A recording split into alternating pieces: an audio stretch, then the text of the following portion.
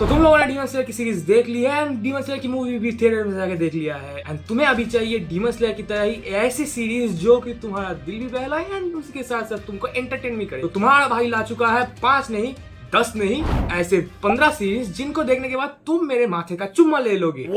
I mean, नहीं लेना, लेकिन तुम लोग मेरे को थैंक्स तो जरूर बोलोगे क्योंकि ये सीरीज बिल्कुल भी डीमन स्लेयर से कम नहीं है, बल्कि कुछ सीरीज तो डीमन स्लेयर से भी एक कदम आगे हैं। हाँ, एनिमेशन की तरफ से शायद से डीमन स्लेयर के साथ ये कंप्लीट ना कर पाए, लेकिन तुमको स्टोरी वाइज ये डीमन स्लेयर से बहुत ज्यादा बेटर लगने वाली है। ओ हाँ, एंड चिंता मत करना, ये सीरीज तुम किस किस जगह पे देख सकते हो एंड तुमको किन किन सीरीज को कहाँ देखना है इसके बारे में मैंने तुमको वीडियो के अंत में बता के रखा है। एंड इनमें से कुछ सीरीज तो ऐसे हैं जिनको तुम फ्री में ही देख सकते हो। तो चलो तुम्हारा बिना टाइम वेस्ट किए जल्दी से लिस्ट को शुरू करते हैं क्योंकि टाइम ज्यादा नहीं है। सबसे पहला एनीमे है डोरोरो एंड इसका थीम है डार्क फैंटेसी दुनिया का एंड इसमें हमारा मेन कैरेक्टर याकीमारू अपने बॉडी पार्ट्स को ढूंढने के लिए निकलता है जिसको वो डीमंस को मार के हासिल करेगा।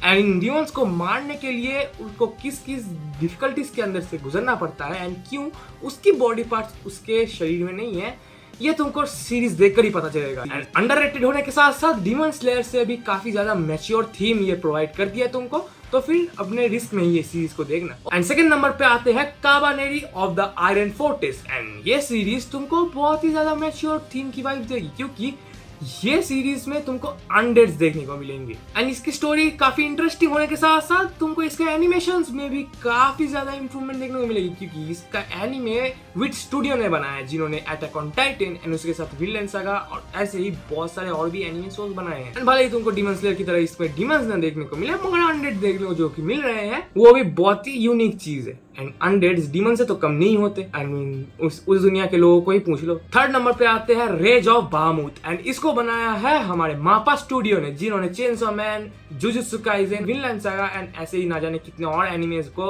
एनिमेट किया है। क्योंकि इस एनिमे के अंदर में तुमको बहुत ही यूनिक तरीके का स्टोरी लाइन देखने को मिलेगा जहाँ पे अमीरा नाम की एक लड़की अपने माँ को ढूंढने के लिए जर्नी पर निकलती है एंड उसके साथ साथ 2 बाउंटी हंटर्स उसका साथ देते हैं। चूंकि ये दुनिया एक फैंटेसी वर्ल्ड है तो फिर यहाँ पे तुमको यूनिक मॉन्स्टर्स एंड क्रीचर्स भी देखने को मिलेंगे एंड ये सफर जितना आगे जाता रहेगा उतना ही ज्यादा अजीबोगरीब होता जाएगा। तुम लोग सीरीज को देखो एंड खुद ही इसको डिसाइड करो कि ये सीरीज कितना ज्यादा यूनिक है। नंबर 4 पे आते हैं हेल्स पैराडाइज एंड इसके बारे में तो बहुत सारे लोगों को पता है क्योंकि इसका सीजन 2 अगले ही साल आने वाला है, तो फिर ये बहुत ही अच्छा मौका है तुम्हारे लिए इस सीरीज को देख लेने का। इसकी स्टोरी फॉलो करती है गाबीमारू को जो कि एक निंजा है और उसके साथ साथ एक क्रिमिनल भी एंड गाबीमारू के साथ और भी कई सारे क्रिमिनल्स को एक आइलैंड में भेजा जाता है एंड इस आइलैंड में ह्यूमंस की तरह दिखने वाले कुछ विचित्र प्राणी भी एग्जिस्ट करते हैं जो कि एक्चुअली में ह्यूमंस नहीं है। तो तुम लोग खुद जाके देख लो इस सीरीज को।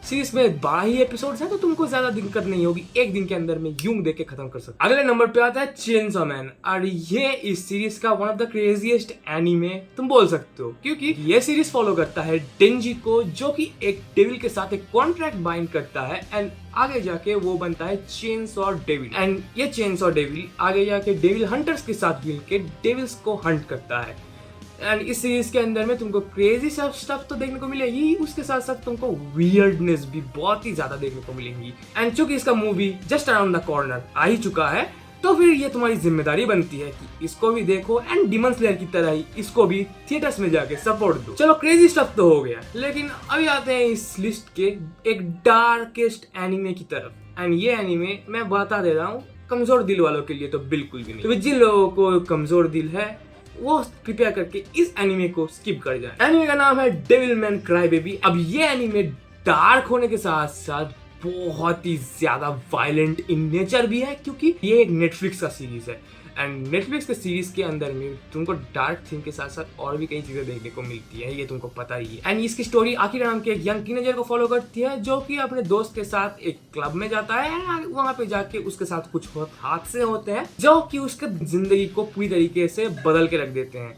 एंड ये स्टोरी जितना ज्यादा आगे जाता है डार्क तो बहुत ही ज्यादा हो जाता है एंड आखिर तक जाके ना दिल पे ऐसा चोट लगता है। लेकिन इससे ज्यादा मैं कुछ बताऊंगा नहीं इस सीरीज के बारे में, तुम लोग खुद जाओ अपने रिस्क पे क्योंकि मैं इसको रिकमेंड तुमको नहीं करूंगा जो कि कमजोर दिल वाले हैं क्योंकि भाई तुम लोगों हैंडल नहीं कर पाओगे, यह है एक फैक्ट की बात। 7वें नंबर पे आते हैं गॉब्लिन स्लेयर एंड ये सीरीज अपने पूरे के पूरे जॉनरा का एक ऐसा सीरीज है जो कि अपने पहले एपिसोड में इस तरीके का कॉन्सेप्ट हमारे सामने प्रोवाइड करता है जो दूसरे एनिमे नहीं करते। एंड तुमको पता चल जाएगा जब तुम इसका पहला एपिसोड देख लोगे। ये भी बहुत सारा कमजोर दिल वालों के लिए नहीं है, क्योंकि पहले एपिसोड में ही तुमको ऐसा बड़ा झटका लगने वाला है जो कि तुम एक्सपेक्ट नहीं करके चलोगे। एंड जो कि नाम है इसका गॉब्लिन स्लेयर, तो इसमें तुमको गॉब्लिन ही मारने के लिए हमारे स्लेयर दिखेंगे। एंड ये इसका जो मेन कैरेक्टर है हमारा, वो गॉब्लिन्स को मारता है। एंड 8वां नंबर डेडिकेटेड है हमारे काइजू नंबर 8 के लिए, क्योंकि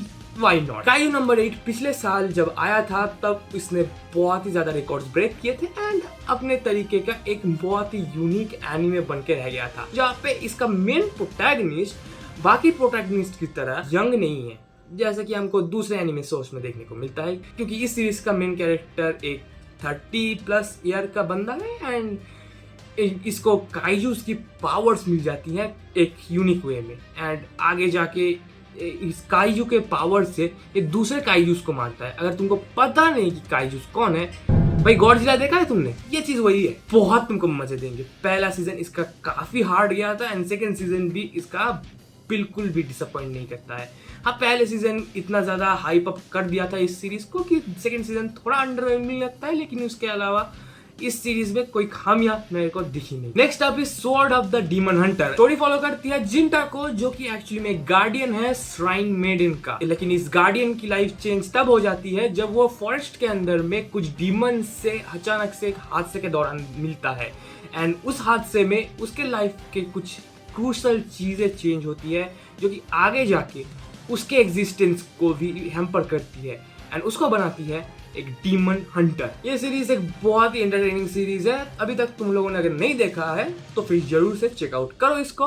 सीरीज बहुत ही ज्यादा मजेदार। हमारे अगले नंबर पे आते हैं नेटफ्लिक्स की एक सीरीज कैसलवेनिया में। एंड ये कैसलवेनिया एक्चुअली में बहुत ही ज्यादा यूनिक टाइप की सीरीज है, यहाँ पे तुमको एक्चुअली में वैम्पायर्स देखने को मिलेंगे। एंड मजे की बात तो ये है कि इस सीरीज का प्रीमाइस थोड़ा अलग है, जहाँ पे हमारे वैम्पायर ड्रैकुला सर के ह्यूमन वाइफ को विच करा दिया जाता है एंड उसके साथ साथ उसको जिंदा जला दिया जाता है, जिसकी बदौलत हमारे ड्रैकुला सर बहुत ज्यादा गुस्सा हो जाते हैं एंड आगे जाके वो कुछ कांड करते हैं, जिसकी वजह से कैसलवेनिया सीरीज स्टार्ट होती है।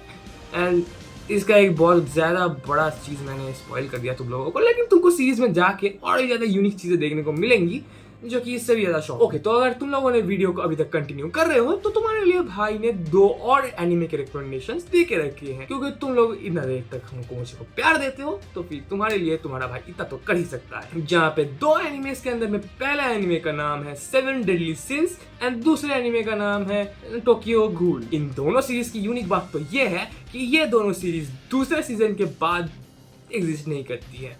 बिलीव मी, इसके और कोई सीजन्स नहीं है। लिस्ट के अगले नंबर पे आते हैं माहो शोजो मादोका। ये सीरीज एक बहुत ही अलग तरीके की यूनिक फैंटेसी है। अगर तुमको लगता है कि ये बहुत ही क्यूट होलसम वाली वाइब दे रही है, जो कि एक्चुअली में देना चाहिए, जो प्रीमाइस से सेट करती है, बट बिलीव मी गाइस, जो आंखों से दिखता है वो हमेशा सच नहीं होता। एंड ये चीज मैं क्यों बोल रहा हूँ, तुम लोग खुद जाके देखो, फिर पता चलेगा कि एक्चुअल में धोखा किसे कहते हैं। खैर, अगले नंबर पे चलते हैं, Helsing ultimate. Helsing ultimate is one of the GOATed anime shows जो कि तुमको देखने को मिलेंगे।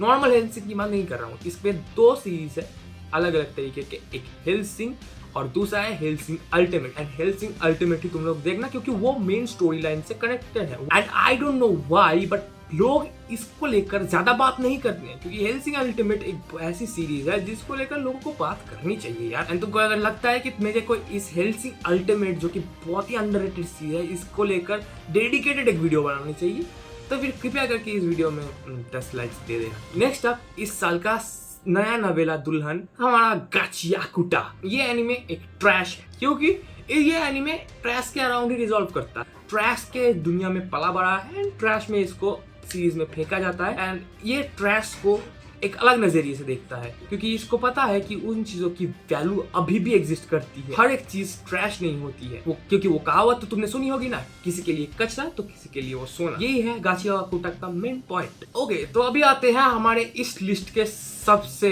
बड़े एनिमे की तरफ। सबसे बड़ा क्यों? क्योंकि ये नाम में एंड अपने काम में एंड एपिसोड्स की तरफ से भी बहुत ही ज्यादा बड़ा है। नाम मैं कर रहा हूँ हंटर हंटर का, एंड ये हंटर हंटर की सीरीज बहुत ही ज्यादा फेमस है क्योंकि इसके मेन कैरेक्टर के लिए। हंटर हंटर फॉलो करता है गॉन को, जो कि एक्चुअली में एक टीनेजर है, एंड टीनेजर भी नहीं है, बंदा 14 साल का है। हमारे गॉन का मेन टारगेट है अपने बाप को ढूंढना, एंड उसके लिए उसको हंटर बनना पड़ेगा, एंड हंटर बनने के लिए उसको जर्नी पे निकलना पड़ेगा। एंड ये जर्नी कैसी होगी एंड इस जर्नी में वो किस तरीके के लोगों से मिलता है, पूरी सीरीज उसके अराउंड रिजॉल्व करती है। तुमको पता भी नहीं चलेगा कि तुम किस ग्रेटनेस के अंदर में घुस चुके हो। जब तक तुम्हें पता चलेगा तब तक तुम हंटर हंटर के एक बड़े वाले फैन बन जाओगे। हमारी लिस्ट को खत्म करते हैं एक मूवी के साथ, क्योंकि मैंने एक बहुत ही बड़ा तुमको सीरीज का रिकमेंडेशन दे दिया है, तो उसके एक कंक्लूजन में मेरे को तुमको एक शॉर्ट मूवी सजेस्ट करना था। उसका नाम है वैम्पायर हंटर डी, जो कि फॉलो करता है पोस्ट एपोकलिप्टिक हमारे दुनिया को, जो कि न्यूक्लियर वॉर के बाद की दुनिया है, जहाँ पे हमको एंशिएंट म्यूटेंट्स, डीमंस एंड उसी के साथ साथ और भी कई सारी चीजें देखने को मिलती है। एंड वैम्पायर हंटर डी नाम है, जो कि इसका मतलब है कि यहाँ पे हंटर्स भी तुमको देखने को मिलेंगे, स्पेशली वैम्पायर हंटर। जो कि ओल्ड स्कूल मूवी है, तो तुम्हें देखने में कुछ ज्यादा दिक्कत नहीं आएगी। तुम इसको देखो वन टाइम वॉच के तरह एंड तुमको मजे ही आ जाएंगे। तो इसी के साथ साथ मेरा 15 एनिमे का लिस्ट खत्म होता है, एंड जैसा कि मैंने प्रॉमिस किया था, मैं स्क्रीन में मैं तुमको सारे के सारे एनिमेस को तुम कहाँ पे देख सकते हो एंड किन जगहों पे लीगली किन किन एनिमेस को फ्री में तुम देख सकते हो, उसका भी लिस्ट मैं दे के रखा। एंड तुम सजेशंस दो मेरे को कि मेरे को और ऐसे कौन से एनिमे सजेशंस लाने चाहिए, क्या मुझे मांगा के सजेशंस लाने चाहिए, या फिर और कोई एनिमे सजेशंस और कोई जॉनरा के सजेशंस, मैं वो भी ला के रहूंगा। तुम्हारे लिए तुम्हारा भाई कुछ भी करेगा। एंड बाकी भगवान के हाथों में है, आप सभी के हाथों में है। तो वीडियो को ज्यादा से ज्यादा लाइक करो एंड मिलते हैं नेक्स्ट वीडियो में।